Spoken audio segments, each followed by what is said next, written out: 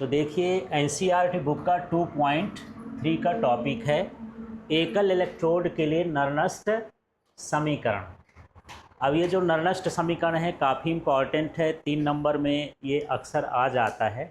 इसको डिराइव कैसे करेंगे देखना। हमने माना था कि इलेक्ट्रोड अभिक्रिया में प्रयुक्त सभी स्पीसीज की मोलर सांद्रता कितनी होती है, 1 इकाई। अभी कल हम लोग विद्युत रासायनिक सेल पढ़ रहे थे या श्रेणी पढ़ रहे थे। तो उस श्रेणी में जो हमारे पास हाइड्रोजन का इलेक्ट्रोड था, मानक इलेक्ट्रोड, उसकी भी सांद्रता कितनी थी, 1 मोलर। और जो दूसरे इलेक्ट्रोड थे उनकी भी सांद्रता कितनी थी, 1 मोलर। पर जरूरी तो नहीं है कि हर बार सांद्रता 1 ही मोलर हो। तो उसका विभव हम कैसे ज्ञात करेंगे, फिर से देख लेते हैं। एक हम सेल लेते थे, अर्ध सेल। ये क्या होता था, SHE हाइड्रोजन, मानक हाइड्रोजन इलेक्ट्रोड। और दूसरा सेल हम ले लेते थे, मान लो यहाँ पर कॉपर का ही ले लिए, ये हो गया Cu, इसका अर्ध सेल हो गया। ठीक है, ये कॉपर कलेक्टेड है। इसमें जो विलियन भरा जाता था 1 मोलर का था, इसमें भी जो विलियन था वो भी कितना था, 1 मोलर का था। ठीक है, नरनस्ट ने ऐसा सोचा कि जरूरी नहीं है कि हमेशा इनका सांद्रता कितना हो, 1 मोलर हो। तो किसी भी सांद्रता के लिए उसने एक समीकरण दे दिया जिसको हम क्या बोलते हैं, नरनस्ट समीकरण। समझ में आया मैं क्या कह रहा हूं। जैसे हम एकल इलेक्ट्रोड का विभव निकालते हैं तो मानते हैं कि उसके विलयन की सांद्रता कितनी है, 1 मोलर। ठीक है, लेकिन नरनस्ट बोलता है कि यार हम ऐसे कैसे निकालेंगे, यदि हमको सांद्रता नहीं नापना है तो हम फिर कैसे निकालें। तो नरनस्ट ने इसके लिए समीकरण दे दिया। तो उसने ऐसा दर्शाया कि मान लीजिए यहाँ पर M है, M माने मेटल है, कोई धातु है। ठीक है, ये किसी विलयन में घुली हुई है तो ये हो गया एक्वस, है ना, उसका लवण है। और साथ में ये Ne, जितने इलेक्ट्रॉन हैं वो निकल गए। Ne का मतलब जैसे ये 2+ हो सकता है, 3+ हो सकता है। तो यहाँ 3 लोगे तो यहाँ 3 हो जाएगा, यहाँ 1 लोगे तो यहाँ 1 हो जाएगा। अब ये किस में बदल जाता है, सॉलिड में। ये हो जाता है MS, है ना। यहाँ मेटल के लिए चाहे आप यहाँ जिंक ले लो, चाहे कापर ले लो, चाहे दूसरे ले लो। जैसे मान लो मैं यहाँ पर ऐसा लिख देता हूँ Cu2+, ये हो गया एक्वस। तो यहाँ पर मुझे क्या लिखना चाहिए, हाँ यहाँ पर क्या हो जाएगा 2E, और ये क्या बन जाएगा, कॉपर S। बस इस कॉपर को इसने क्या लिख दिया है, M, क्योंकि M का जगह पर कॉपर हो सकता है, दूसरे हो सकते हैं। M माने क्या समझना है, मेटल्स। क्या समझना है, मेटल्स। तो किसी भी एकल इलेक्ट्रोड की अभिक्रिया को हम इस तरह से दर्शा सकते हैं। ठीक है, अब इसके आगे देखते हैं।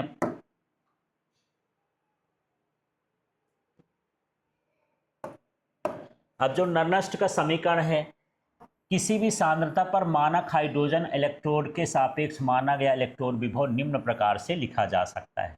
ये नरनस्ट ने बताया कैसे लिखा जा सकता है। जैसे ये E हो गया, माने सेल का विभव। E माने क्या है, सेल का विभव। और कौन से सेल का है, कोई मेटल है, उसके पास N+ आयन है, ये किस में बदल गया है, M में। अभी हम सूत्र लिखे थे ना, एक साइड Mn+ लिखे थे, एक साइड M लिखे, M में बदल गया। अब यहाँ पर क्या हो गया, ये बराबर, और ये हो गया ये मानक सेल का विभव इसी का, ये क्या हो गया Mn, और प्लस क्या हो गया M। इसी चीज को लिख दिया हूँ, ये है सेल का विभव और ये सेल का मानक विभव। जब ये लग जाता है ना, ओमिनस लग जाता है, तो अब हम इसको क्या पढ़ने लगते हैं, सेल का मानक विभव। और ये क्या है, सेल का विभव। माइनस लगा दिए, ये R का मतलब होता है गैस नीयतांक। R का मतलब क्या है, गैस नीयतांक। T का मतलब होता है परम ताप, जो केल्विन में नापा जाता है उसको कैपिटल T से दर्शाते हैं, और जो डिग्री सेल्सियस में नापा जाए या दूसरे में नापा जाए उसको स्मॉल t से दर्शाते हैं। तो केल्विन में नापा गया ताप। ये हो गया N। N का मतलब ये कितने आवेश हैं, जैसे यहाँ पर 2+ है तो N का मान कितना हो जाएगा 2, 3+ है तो कितना हो जाएगा 3, 1+ है तो 1 हो गया। F जो है ये फैराडे संख्या होती है, F का मान 96,500 कूलाम होता है। ठीक है, तो इसको आगे हम याद कर लेंगे। फिर ये फैराडे का क्या है, मान है। अब ये जो Ln है ये है नेचुरल लॉग, और इसको हम लिखते हैं ऊपर MS, और बटे में जो है क्या बदला था, Mn+, और ये क्या हो गया एक्वस। इस तरह से ये जो समीकरण बना ये एकल इलेक्ट्रोड के लिए नरनस्ट का समीकरण है। इसको अब हम आगे और हल करेंगे। नरनस्ट ने समझाया कि इस तरह से हम इस समीकरण को क्या कर सकते हैं, लिख सकते हैं। चूंकि ms की जो सांद्रता है वो क्या मानी जाती है, इकाई, तो यहाँ जो ms लिखा है उसको हम क्या लिख देंगे, 1। अब बाकी सारा मैं वैसे को वैसे उतार दिया, कोई फर्क पड़ रहा क्या, है ना, क्योंकि हम इलेक्ट्रोड विभव जब निकालते हैं तो उसकी सांद्रता क्या मानते हैं, 1 मानते हैं, इसलिए ms की सांद्रता कितनी हो गई, 1। अब इसमें कोई अंतर नहीं है, जो ऊपर का समीकरण है उसमें 1 लिख दिए। ठीक, कुल मिला के आपसे ये वाला समीकरण बनना चाहिए, यहीं से शुरुआत होगी नरनस्ट वाले समीकरण। आगे थोड़ा सा और बढ़ते हैं, ये पूरा तो हम उसके 1 लिख दिए। अब यहाँ पर हमको बता देना है कि ये जो है इसका मतलब क्या है, ये मानक इलेक्ट्रोड विभव है। आर का मतलब क्या है, गैस नियतांक है, 8.314 जूल है। और एफ का मतलब फैराडे नियतांक या स्थिरांक है। इसको 96,500 पढ़ते हैं, ये ओरिजिनल मान 487 है, लेकिन राउंड ऑफ करके क्या पढ़ देते हैं, 96,500। ठीक है, तो इसको ऐसा भी लिख देते हैं, ये पूरा हो जाएगा क्या, 96,500। टी का मतलब केल्विन में क्या है, ताप। एन का मतलब इलेक्ट्रोड अभिक्रिया में स्थानांतरित इलेक्ट्रॉनों की संख्या। और Mn+1 आयन की मोलर सांद्रता है। बस ये डेनियल सेल का समीकरण बन गया, इसमें ज़्यादा कुछ तो है नहीं। ठीक है, क्लियर हो गया।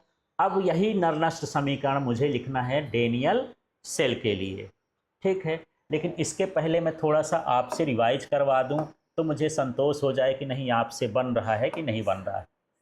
ठीक है, हाँ जी, तो सबसे पहले ये मुझे बताओ कि एकल इलेक्ट्रोड का समीकरण क्या होगा, क्या लिखूं मैं, m और उसके ऊपर n+। ठीक है, फिर क्या लिखूंगा यहाँ, Ne- लिख देता हूँ। फिर क्या लिख दूँ,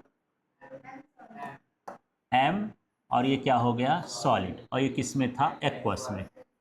ये एकल इलेक्ट्रोड के लिए समीकरण हो गया। और इसमें हम क्या मानते हैं कि इसकी मोलर सांद्रता कितनी होती है, 1 होती है। अब नरनस्ट के अनुसार इसका समीकरण मुझे लिखाओ, क्या लिखूं यहाँ बताओ, E, यहाँ पर क्या लिखूं, Mn+ और बटे में क्या हो जाएगा, M। इसी चीज को यहाँ भी लिख देना है, क्या हो जाएगा बताओ, E यहाँ पर हो जाएगा ओमिनस, और यहाँ क्या हो जाएगा, Mn+ और क्या हो जाएगा, M। ये हो गया। फिर क्या लिखोगे, माइनस, फिर क्या होगा, RT, फिर क्या होगा, NF, फिर क्या होगा, LN, नेचुरल लॉग। ठीक है, फिर यहाँ क्या रहेगा, M किस वाले में, सॉलिड, ये वाला लिखोगे, और बटे में क्या वाला लिख दोगे, ये वाला, क्या हो जाएगा, M+, और ये क्या हो गया, N+। ठीक है, पर यहाँ ms की सांद्रता क्या होती है, 1 होती है, तो पूरा लिखने के बाद ये बन जाएगा जो है Mn+ अपॉन में क्या हो गया, M इक्वल टू ये हो जाएगा E ओमिनस, है ना, Mn+ अपॉन में क्या हो गया, M-RT, और ये हो जाएगा NF, और ये हो गया Ln, और यहाँ पर इसको क्या लिख दोगे, 1, और ये क्या हो जाएगा, M एक्वस N+1। ये नरनस्ट समीकरण बन गया। ठीक है, वैसे ही अब हम इसको नेचुरल लॉग में बदलते हैं तो 2.303 भी लिख देते हैं, फिर f का मान भी रख देते हैं, 0.59 भी आ जाता है, तो उसको आगे के स्टेप में देखते हैं। ठीक है, समझ में आ गया। तो कभी कभी मान लो 2 नंबर में आ गया कि नरनस्ट का समीकरण लिखिए,